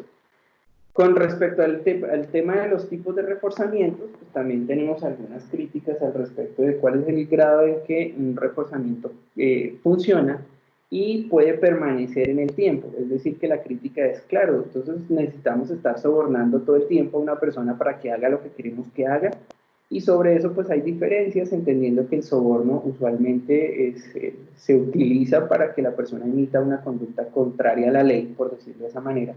Se utiliza para que la persona emita una conducta que no es deseable socialmente, ética o moral, y entonces, diferente al tipo de recompensa que tratamos de manejar nosotros, para decir que sí existe una diferencia entre el soborno y la recompensa, porque la recompensa lo que trata de hacer es la implementación y la permanencia de unas conductas que se supone que son deseables, y cuando sucede que la persona emite conductas que al parecer no son deseables, pero que las sigue emitiendo, ocurriría un concepto que aparece aquí como el de disonancia cognitiva, y es básicamente, bueno, también como la psicología de recompensa insuficiente, y es básicamente cuando aparecen una serie de conductas que parece que no son deseables para el sujeto, pero que hay algo que lo refuerza, y parece que ese reforzamiento es más intrínseco.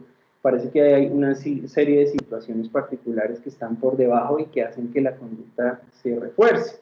Es como en el caso de las acciones agresivas que decíamos antes, que en que la persona se envuelve en una serie de situaciones en las que, por ejemplo, es víctima de violencia, pero decide permanecer ahí. Entonces parece que existiera una disonancia cuando claramente la persona sabe que no es la conducta deseable, cuando claramente la persona sabe que no quiere estar en esa situación y que le disgusta, pero al parecer hay algo que hace que se mantenga. En este caso, entonces, aparece como la necesidad de hacer un análisis justamente de las contingencias o de lo que está sucediendo alrededor de la situación y que hace que la conducta permanezca. Para eso, entonces, nosotros, bueno, ya luego de haber visto como todo ese análisis y entramos al tema de la aplicación de programas de reforzamiento, pues valoramos estos elementos que aparecen aquí, que me parece que en su pantalla se van a demorar un poco, y que tienen que ver con la evaluación del gradiente temporal del reforzamiento. O sea, cuál es el tiempo que acontece entre la conducta emitida y el reforzamiento particular de una situación. También el reforzamiento en secuencia corresponde como a una estrategia de reforzamiento que, de acuerdo a la complejidad de la conducta que tratamos de implementar, pues necesitamos como separarlas y poderla seccionar y reforzar en forma independiente hasta llegar a la conducta más compleja, como en los libros el libro de Ibar Lovaas, ¿cierto?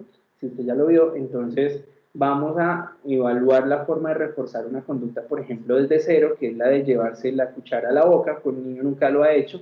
Entonces tengo que modelar primero la de coger la cuchara, de qué forma hacerlo, cómo meterla en el plato de forma adecuada. De hecho, hay platos particulares para ese tipo de enseñanza que nos han traído la terapia ocupacional, cómo llevarse la cuchara equilibrada a la boca, qué cantidad es, etcétera, etcétera. Entonces, nótese que, por ejemplo, ese proceso puede ser complejo para un niño que no lo sabe y necesitamos ir modelando y gratificando cada una de las acciones hasta llegar a la conducta deseada. Y en muchos casos, entonces, el factor de clarificación verbal, es decir, la necesidad de mostrarle a la persona que existe una relación entre la conducta y el refuerzo para que prefiera las conductas que le son reforzantes o no. Y también eso está un poco a discreción del terapeuta, ¿no? Como mostrarle el camino. Es que esto es realmente lo que está haciendo que se mantenga la conducta, lo que hace que se refuerce. Vamos a hacerlo de esta manera, de tal suerte que al final de la semana vas a hacer esto para recompensarte, vas a ir a cine por haber hecho esto, ¿no? Y que la persona entienda esa relación haría, digamos, parte del proceso terapéutico, pero no es una regla. No siempre el paciente, digamos, es consciente de cuáles son esos reforzadores que se están utilizando dentro del proceso, aunque la indicación, yo pensaría, básica es que sí, que él sepa en qué está haciendo, porque esto no es brujería, esto no es magia.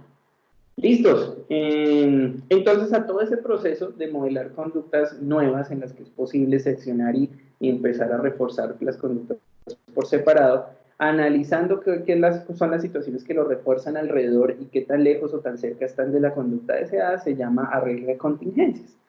Y para eso, pues nosotros simplemente, luego que empezamos a hacer el diseño de una modificación de conducta, utilizamos los programas. Esos programas ya los habíamos visto, que son los programas de razón fija y variable y los programas de intervalo fijo, intervalo variable, donde se va a modificar simplemente la forma en que aparece un reforzador a razón de una conducta, un refuerzo, o a razón de dos conductas, un refuerzo, etcétera. Eso ya lo está manejando usted, mejor dicho, con experticia.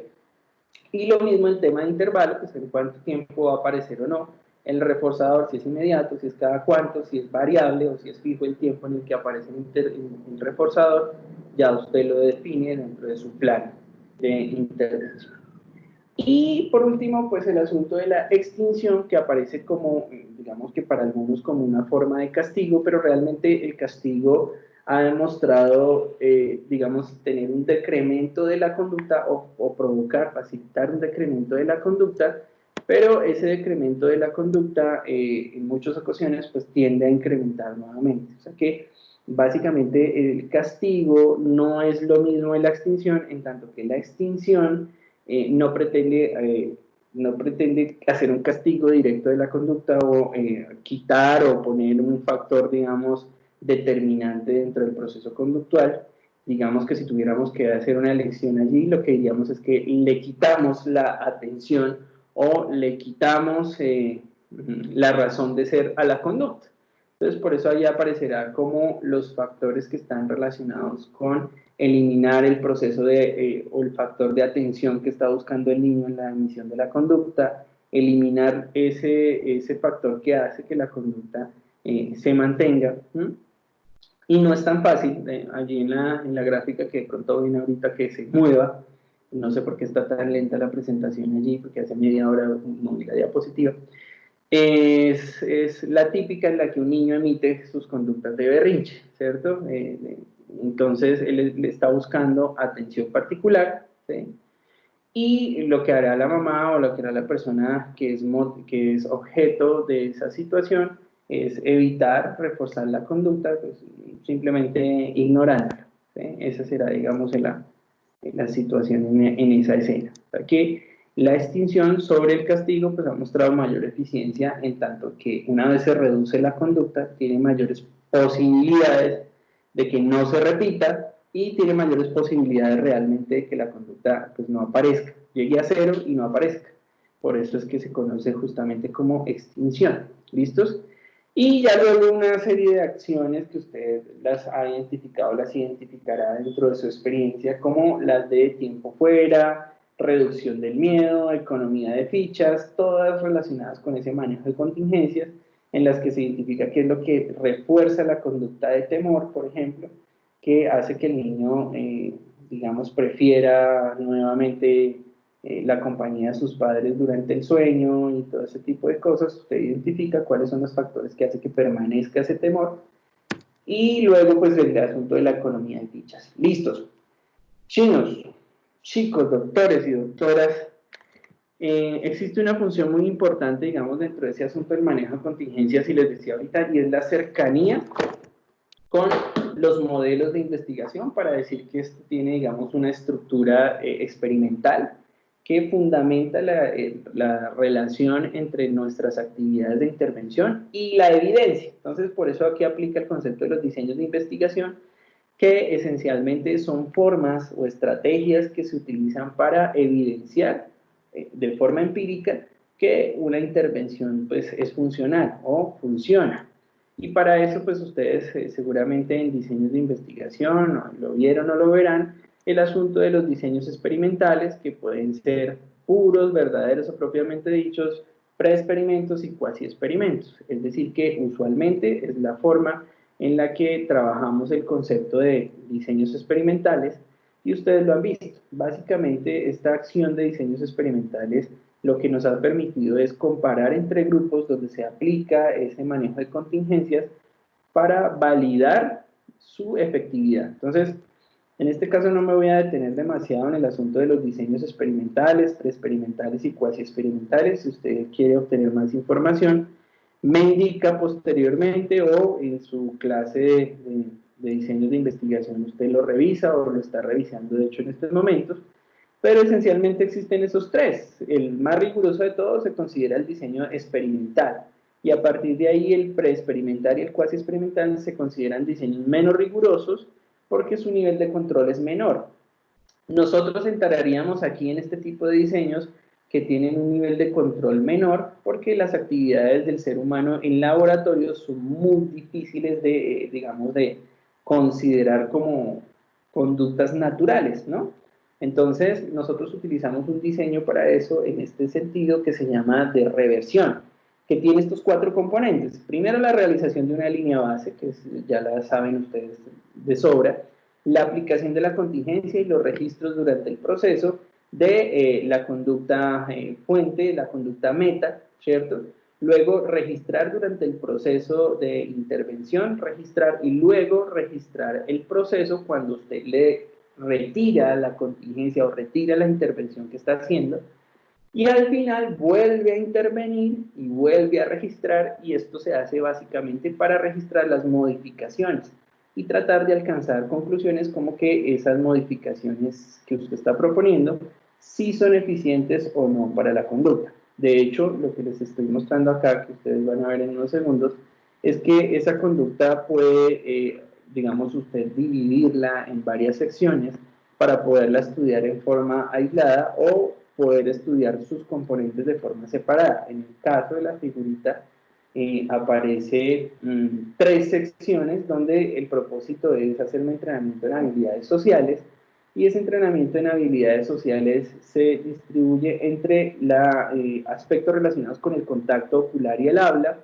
el número de palabras emitidas y el número de repeticiones o de peticiones, perdón, que hace el sujeto al respecto de algo dentro del proceso conductual.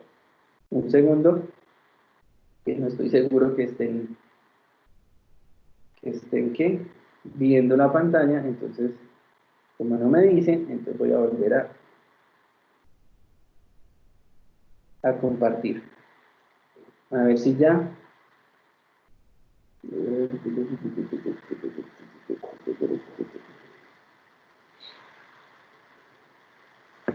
Listos. Entonces, Profe, no vemos. O bueno, yo no veo. Ah, ya vemos. Ya. ¿Ya se vio? Listos. Entonces lo que les estaba diciendo es que en la figurita, a ver, creo que está fallando esto por algún motivo el día de hoy. Profe, a mí no me sale.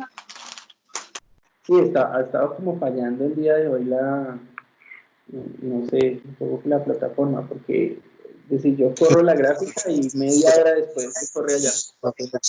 La conexión había estado súper difícil, profe. Sí, Yo entro y sí. salgo.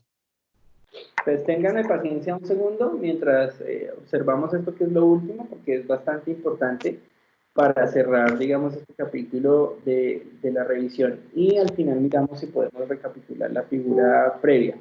Entonces, en esta sección tenemos ya, digamos, el historial de intervención que hemos hecho. Es básicamente la misma gráfica que habíamos visto antes, pero con unas observaciones alrededor de eso que acabamos de ver con respecto a la regresión, a la reversión, perdón, que iríamos a plantear dentro del proceso de intervención. Entonces acuérdense que aquí está el tratamiento, ¿cierto? Eso, hasta ahí fue la gráfica que estuvimos mirando.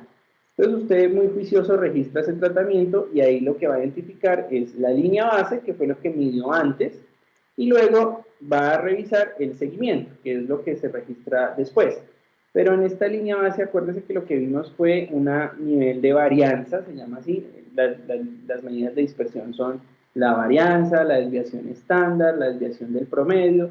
Entonces usted ahí ve una cantidad de desviación, ¿cierto? Ahí marcada en azul. Acá lo que estamos viendo es el proceso de intervención más completo, ¿sí? Aquí solamente estábamos viendo una sección, una medición particular, una intervención y un seguimiento. Entonces acá lo que estamos viendo es una intervención más completa, un proceso de intervención más completo. Si yo voy a señalar el primer tercio de esa intervención, ahí donde aparece la línea roja, ¿a qué me estoy refiriendo? ¿Qué pasa durante ese periodo? Durante ese 1, 2, 3, 4, 5, 6, 7 días, 7 semanas, ¿qué estoy haciendo ahí?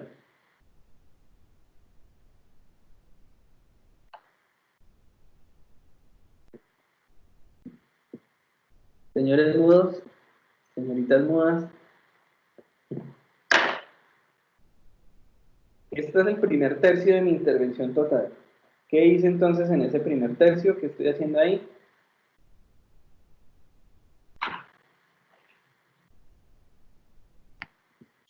¿Qué medí? Profe, yo no veo. Ah, qué tristeza, hombre. No, En el profe, yo tampoco veo nada. Nadie ve. No, qué tristeza. En este caso lo que estoy haciendo es una medición de línea base, obvio. O sea, lo primero que hago es hacer una medición de línea base. Es lo primero que voy a hacer dentro de mi intervención durante el primer tercio. Si no, pues no tiene sentido, ¿cierto? Ahí lo que estoy haciendo es una medición de línea base. En el segundo tercio, ya lo vimos. En este caso lo dividimos en cuartos. Sí, en el segundo cuarto. ¿Qué fue lo que hicimos? Después de hacer la medición de línea base, lo hicimos ahorita.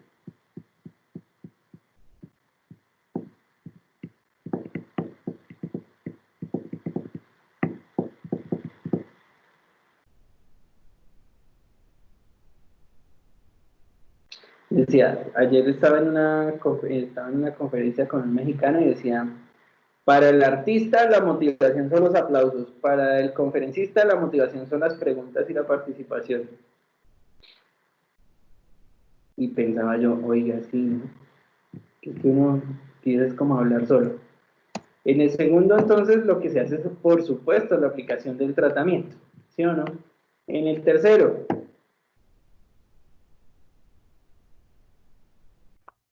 ¿Esa no es como la respuesta que tiene el tratamiento en la tercera? sí, en la tercera la aplicación que tiene el tratamiento. Pero acuérdate que estamos haciendo una reversión. Entonces, la primera es hacer la línea base, luego es aplicar el tratamiento particular a la intervención, y luego entonces lo que hacemos es la reversión. ¿En qué consiste la reversión? Pues en retirar el tratamiento, así de sencillo. O sea que lo que yo hice, que fue lo que está destinado en la aplicación, lo retiro, lo que sea que haya estado haciendo en términos de la manipulación de contingencias, y mido en cada uno de esos momentos del proceso de intervención. Yo lo que estoy haciendo es medición. La primera es medición de la línea base, la segunda es medición mientras hago la aplicación de mi tratamiento, la tercera es quitar el tratamiento y hacer la medición, y la cuarta es volver al tratamiento y volver a medir. En teoría, si yo tengo un comportamiento como este, entonces yo lo que voy a fijarme es en estos elementos, que aparecen como una distribución menor. Entonces, mire que a diferencia de la primera vez que vimos la intervención, esta primera sección en la línea base aparece como una serie de puntuaciones que están más agrupadas, ¿cierto? Luego en la aplicación, si yo, digamos, encerrara estas puntuaciones en un círculo, voy a ver que esas puntuaciones en ese círculo es un círculo o un óvalo mucho más pequeño que en el caso anterior, cuando vimos que las medidas estaban tan dispersas, porque acuérdense que veíamos que una medida era 6 y la otra era 1, otra era 6 y otra vez 1, pero entonces aquí lo que estamos viendo es que la línea base me lleva a una medición en la que yo observo una consistencia de las puntuaciones que es mucho más pequeña. Mire que en este caso en la línea base está entre 5 y 7, o sea que el comportamiento es mucho más controlable, es mucho más estable.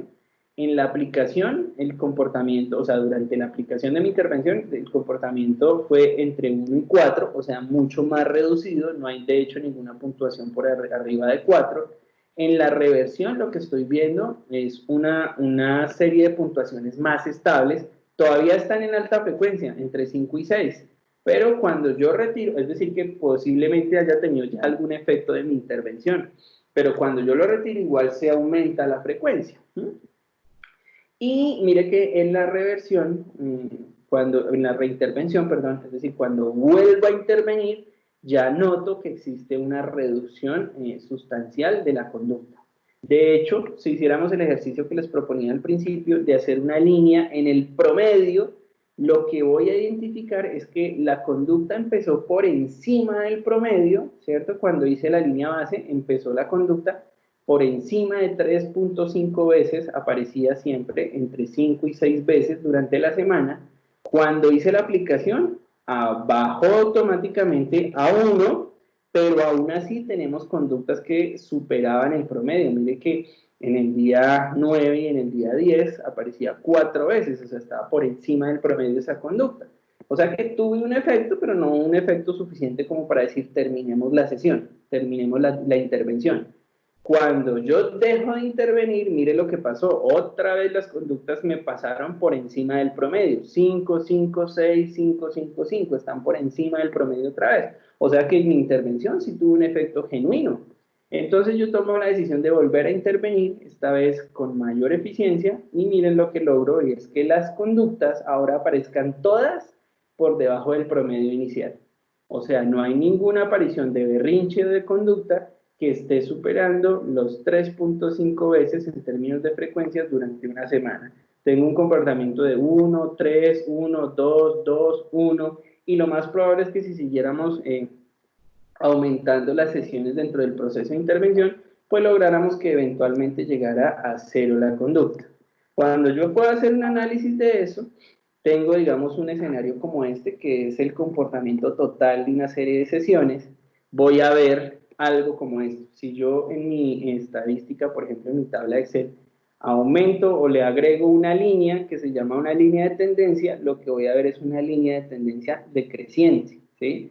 Que me indica que por aquí cuando empezamos la sesión, mire aquí dice día 1, si estos son días, usted ve más o menos, es un poco más de 50 días, o sea, prácticamente 2 meses, ¿cierto? Usted entre el día 1, que la conducta aparecía 6 veces, por aquí cuando eliminamos la intervención, incluso una vez repuntó a 7, es normal que, digamos, por ejemplo, los niños en un proceso conductual repunten sus conductas tratando de mantener su control sobre la situación, pero cuando agrego una línea de tendencia me doy cuenta que sí, efectivamente la conducta se ha estado decrementando. O sea, independiente de que si tengo a veces algunos picos que me superan el promedio, pero en términos generales, vea, la conducta se decrementa. No en 1, ni 2, ni 3 semanas, en este caso fueron alrededor de 8 semanas, ¿cierto? Pero mire, evidentemente el proceso me muestra una eficiencia, ¿listos? Entonces vea lo importante que es tener control en una tabla de frecuencias y en unas gráficas al respecto de los comportamientos que estamos revisando. Si hacemos este análisis, por supuesto, con mi paciente, si hacemos este análisis en un seminario de caso, si hacemos este análisis en una asesoría de caso, si hacemos este análisis con el propio paciente, vamos a identificar cuál es el rumbo adecuado del proceso de intervención, si la estamos llevando bien o si tenemos que hacer una modificación particular. Y entonces muchos de los casos están mediados por un contrato en el que se identifica cuál es la conducta que se desea modificar, cuáles son las condiciones a través de las cuales se va a realizar el proceso, Ahí identificamos, por supuesto, cuáles son los reforzadores, cuáles son los mediadores y cuál es el objetivo del proceso. Entonces, es típicamente utilizado el contrato conductual, en este caso, pues el contrato por contingencias, como un mediador de eso que se va a hacer. Entonces, vamos a hacer un contrato donde de ahora en adelante, cada vez que tú tiendas la cama, entonces vas a obtener esto. Y al final de esto, entonces vas a obtener aquello. Y la idea es hacer un cumplimiento de ese contrato y hacer un seguimiento en el que usted eventualmente pueda llegar a alcanzar conclusiones como que su proceso funcionó o que su proceso no está dando resultados. ¿Listos, chicos? Esto era todo por hoy. ¿Dudas, preguntas adicionales? Bueno, mire, ahí apareció hasta último la fichita que me mandaron ahí de eso que les decía que era la recompensa, que es un factor social, ¿sí? Y que funciona, digamos, como una recompensa social de pronto a lo que uno hace, y en cierta forma, que es lo que le decía Jenny, pues es el tipo de mentiras que a uno le satisface. Listo, chicos, dudas, preguntas, inquietudes. Quería así tomar el tiempo para que ustedes me retroalimentaran, pero creo que durante la semana, en el momento que nos podamos encontrar con cada uno, pues hacemos ese ejercicio. ¿Listos? Si tienen dudas, preguntas adicionales, que hable ahora, calle para siempre. Gracias, despidámonos que vamos a detener la grabación y ya usted me dirá.